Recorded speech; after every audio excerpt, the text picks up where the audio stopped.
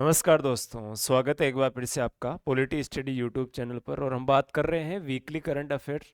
और हम बात कर रहे हैं जनवरी 2025, 1 जनवरी से लेकर आज 13 जनवरी 2025 तक जो कंप्लीट करंट अफेयर से संबंधित जितने महत्वपूर्ण प्रश्न इंडिया और वर्ल्ड के अकॉर्डिंग बने उस पर हम फटाफट हम देखते हैं। प्रश्न नंबर देखो, खो खो विश्व कप 2025 से भारतीय पुरुष टीम का नेतृत्व कौन कर रहा है? तो भारतीय पुरुष टीम का नेतृत्व कर रहा है प्रतीक वाइकर। ठीक है। और याद रखना, बाकी डिटेल और दे रखी है। टूर्नामेंट में 20 पुरुष और 19 महिला टीमें शामिल है। प्रतीक वाइकर की अगुवाई में भारत की पुरुष टीम नेपाल, पेरू, ब्राजील और भूटान के साथ ग्रुप ए में शामिल है। नेक्स्ट देखो, इंग्लैंड के खिलाफ सीरीज के लिए भारतीय T20 टीम का कप्तान किससे बनाया गया है? कप्तान किसको बनाया गया है? सूर्य कुमार यादव को कप्तान बनाया गया। नेक्स्ट देखो, इसमें 12 जनवरी को राष्ट्रीय युवा दिवस पर किस प्रमुख हस्ती की जयंती मनाई जाती है? तो ये आप अच्छे से जानते हो, युवाओं के लिए करियर डे मनाया जाता है 12 जनवरी को। और स्वामी विवेकानंद जयंती मनाई जाती है इस दिन।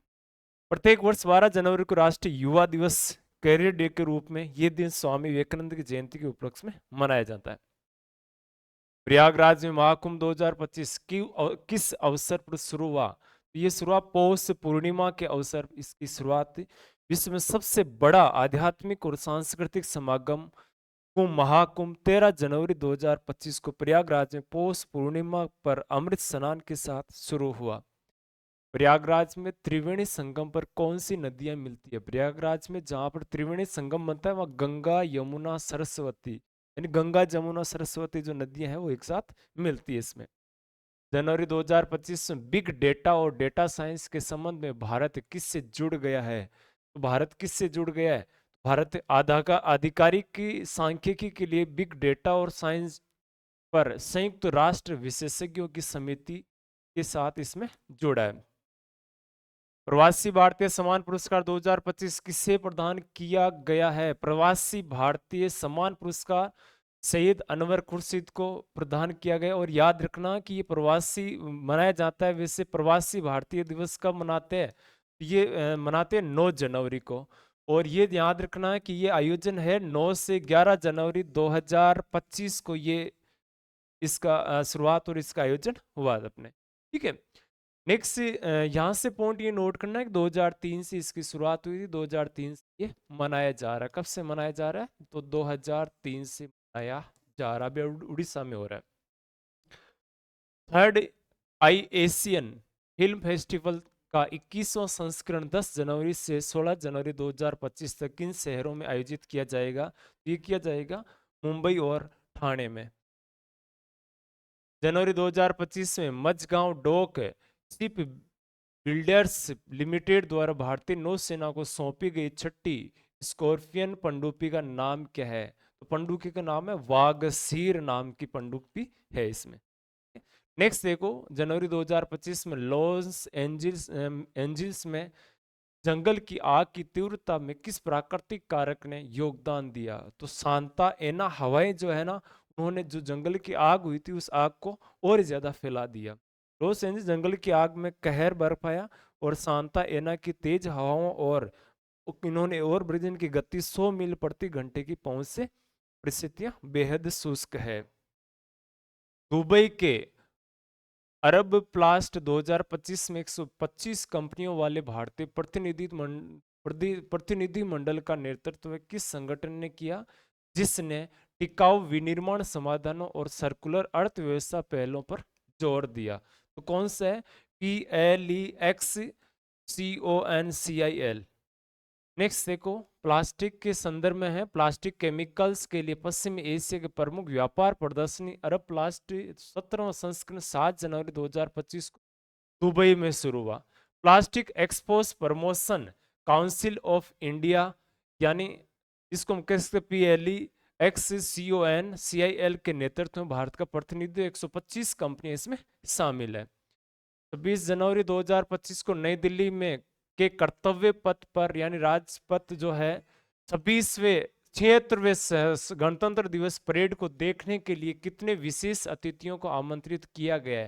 यानी जो अन्य देशों से विशेष अतिथि है, यानी आपको पता है कर्तव्य पथ राजपथ का नाम बदल के किया हुआ है।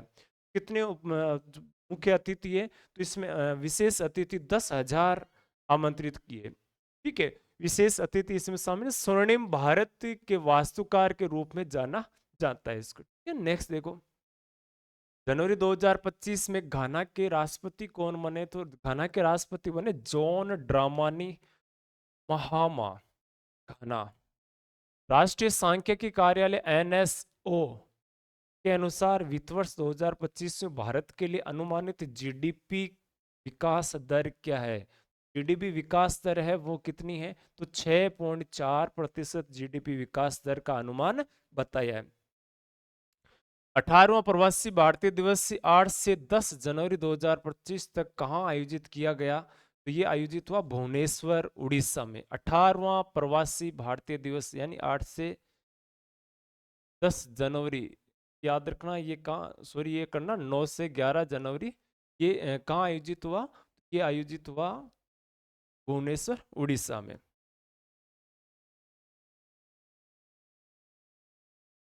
इंडस फूड 2025 8 से 10 जनवरी तक कहाँ आयोजित किया गया था?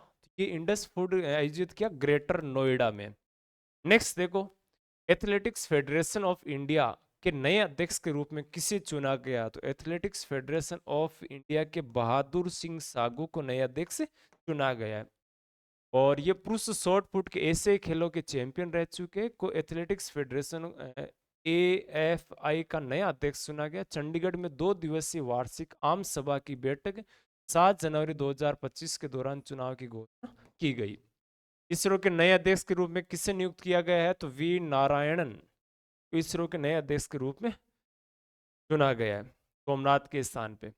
दिल्ली विधानसभा चुनाव 2025 के लिए मतदाता जनसंख्या कितनी है? तो दिल्ली के हाल ही के, याद रखना, दिल्ली केंद्र शासित प्रदेश है और दिल्ली में हो रहे विधानसभा के चुनाव, तो वहां पर मतदाताओं की संख्या 1.55 करोड़ से अधिक मतदाता इसमें है।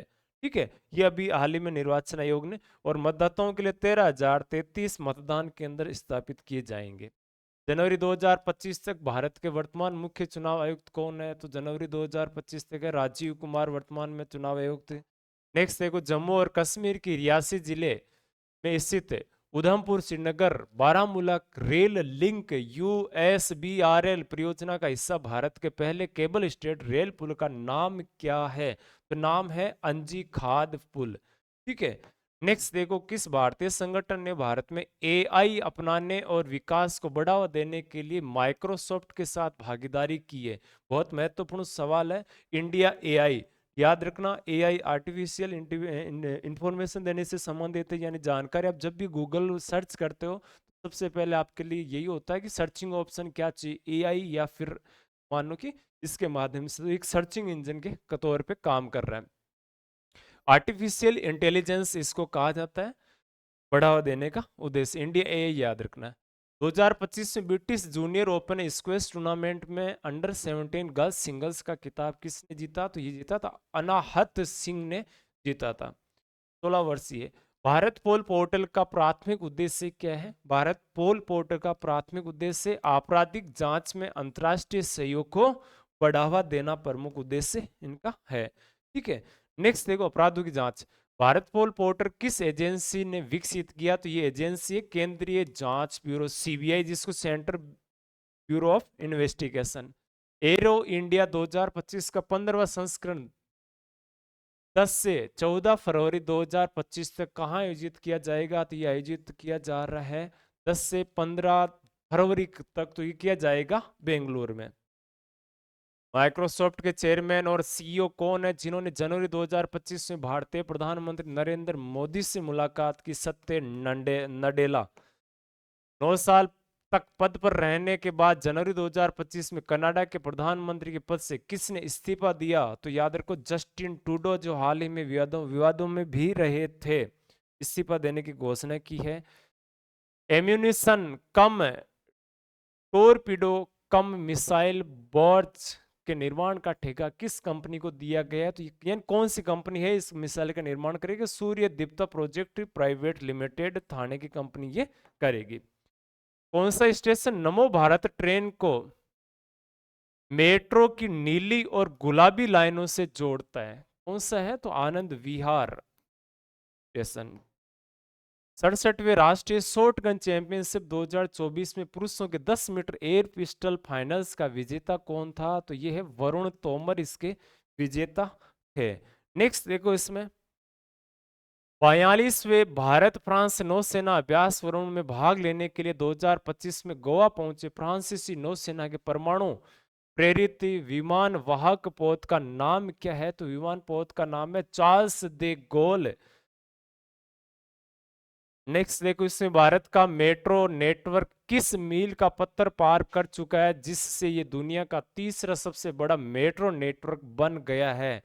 तो 1000 किलोमीटर ये जो मील का पत्थर है इसको पार करके टॉप में आया इसमें। ठीक है, शहरी यात्रा क्रांति ला दी, 11 राज्यों और 23 शहरों में 1000 किलोमीटर से अधिक विस्तार कर चुका है। चीन और संयुक्त राज्य अमेरिका के बाद दुनिया का तीसरा सबसे मेट्रो नेटवर्क किसका बना? तो भारत का बना। मानव मेटाप्न्यूमो वायरस, यानी इसको देखो HMPV वायरस के नाम से जाना जाता है। मानव मेटाप्न्यूमो वायरस इसे कहा जाता है। इसके लक्षण क्या है? तो इसके लक्षण है, देखो, खांसी, बुखार, नाक का बंद होना, सांस लेने में कठिनाई, ये इसको कहा जाता है। हाल ही में मीडिया की बात करें तो लॉकडाउन को लेकर इस मुद्दे को काफी ज्यादा हाईलाइट किया जा रहा। वहां से देखा जाए तो ये एक तरह से हम कह सकते हैं कि कोरोना वायरस से मिलता जुलता ही ये वायरस है।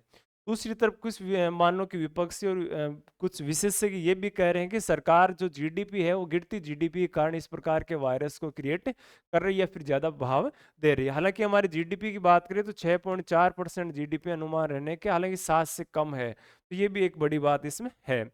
मानव नेप्टानोमो वायरस यानी HMPV मुख्य रूप से कैसे फैलता है? तो ये फैलने के पीछे व्यक्ति से व्यक्ति संपर्क या दूषित सतहों के माध्यम से ये, यानी एक दो प्रकार का दूषित वायरस व्यक्ति से व्यक्ति में फैलता है। सिक्किम के किस जिले में भारत का पहला जैविक मत्स्य पालन क्लस्टर स्थित है? कहाँ पर है? तो सोरेंग में ये स्थित है। ठीक है, पहला ऑर्गेनिक फिशरीज क्लस्टर 6 जनवरी 2025 को सिक्किम के सोरेंग जिले में घोषित किया गया। भारत में पहला खो खो विश्व कप 2025 कब आयोजित होने वाला है? तो ये याद रखना 13 से, यानी आज शुरू हो चुका है, 13 से 19 जनवरी ये तक खो खो तक आयोजित होने वाला वर्ल्ड कप है, ध्यान रखना खो खो। नेक्स्ट देखो, संयुक्त राष्ट्र सुरक्षा परिषद UNSC यानी यूनियन नेशन सिक्योरिटी काउंसिल के जो स्थायी सदस्य कौन है? तो इसके स्थायी सदस्य है, एक तो है संयुक्त राज्य अमेरिका, यूके, रूस, चीन और फ्रांस, यानी 5 सदस्य इसमें स्थायी है। कितने सदस्य? देखो, एक तो यूएसए हो गया, संयुक्त राज्य अमेरिका इसमें शामिल है, एक यूके का मतलब यूनाइटेड किंगडम हो गया, एक सोवियत संघ, रूस यानी तो हम इसको कह सकते हैं कि रशिया हो गया इसमें, और चाइना इसमें शामिल है, और फ्रांस, यानी 5 इसके स्थायी सदस्य है और 10 इसके अस्थायी सदस्य वर्तमान में शामिल है। और विशेष तौर पे याद रखना कि हाल ही में 3 इसमें जो कार्यकाल है वो पाकिस्तान इसमें अस्थायी सदस्य के तौर पे चुना गया है, तो ये मुद्दा वापस एक बार से हाईलाइट हुआ। यूएनएससी के स्थायी सदस्य के पास कौन सी विशेष शक्ति होती है? वीटो पावर होता है इनके पास में, ध्यान रखना, स्थायी सदस्यों के पास में किसी भी चीज वीटो कर दे तो उस पर रोक लगाते हैं। गैर स्थायी सदस्य का कार्यकाल कितने वर्ष के लिए होता है? तो गैर स्थायी सदस्यों का कार्यकाल 2 वर्ष के लिए होता है, 2 वर्ष के लिए चुने जाते हैं। डिजिटल व्यक्तिगत डेटा सुरक्षा डीपीडीपी नियम 2025 किस अधिनियम को लागू करने के लिए बनाए गए हैं? यानी याद रखना, डिजिटल व्यक्तिगत डेटा सुरक्षा अधिनियम 2023 है, ये इस अधिनियम को लागू करने के लिए एक पॉलिसी नियम 2025 बनाए गए। इलेक्ट्रॉनिक और सूचना प्रौद्योगिकी मंत्रालय ने 3 जनवरी 2025 को डिजिटल व्यक्तिगत डेटा सुरक्षा नियम 2025 का मसौदा जारी किया, जो डिजिटल व्यक्तिगत डेटा सुरक्षा अधिनियम 2023 को लागू करने के लिए है। यानी 2023 का अधिनियम है और 2025 में इसकी नियमावली लागू की है। निम्नलिखित में से किसे 2025 में मेजर ध्यानचंद खेल रत्न पुरस्कार से सम्मानित किया गया? तो ये मिला हरमनप्रीत सिंह को ये पुरस्कार दिया गया है। डी कुकेश को 2025 में खेल रत्न पुरस्कार किस क्षेत्र के, किस खेल के लिए? तो शतरंज के बहुत अच्छी खिलाड़ी है, 18 वर्ष में 18वें चैंपियन बने। द्रोणाचार्य 2025 में पुरस्कार प्राप्त करने वाले अरमांडो एग्नेलो कोलाको किस खेल के कोच है। तो ये फुटबॉल खेल जो है ना उसके कोच है, कौन है? अरमाडो एग्नेलो पोलाको।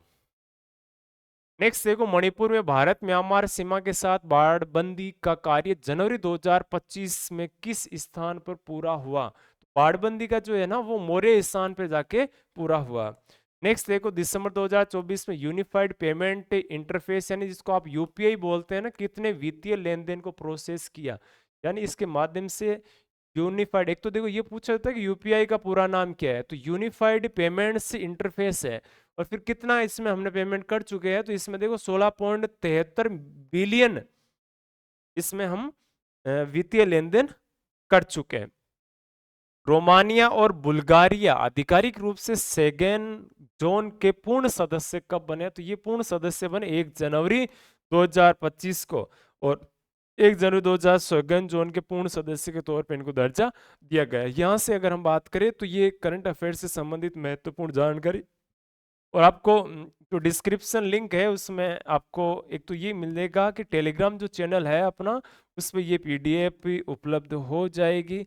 और दूसरी बात, आप ज्वाइन कर सकते हो महत्वपूर्ण प्रश्नों के लिए पॉलिटिकल स्पेस लगा के जीके लिखोगे, इस प्रकार से सर्च करोगे तो आपको पॉलिटी स्टडी नाम से ये टेलीग्राम चैनल मिल जाएगा, जहाँ पर आपको पॉलिटी के बहुत सारे महत्वपूर्ण प्रश्न और प्रीवियस के जितने एग्जाम हुए हर एग्जाम का जो पेपर है वो उसमें फाइल ऑप्शन में जाओगे तो उसमें आपको मिल जाएगा। इसी प्रकार से बने रहिए, मस्त रहिए, खुश रहिए और ज़बरदस्त तैयारी करते रहिए। आज के लिए सभी साथियों का जय हिंद।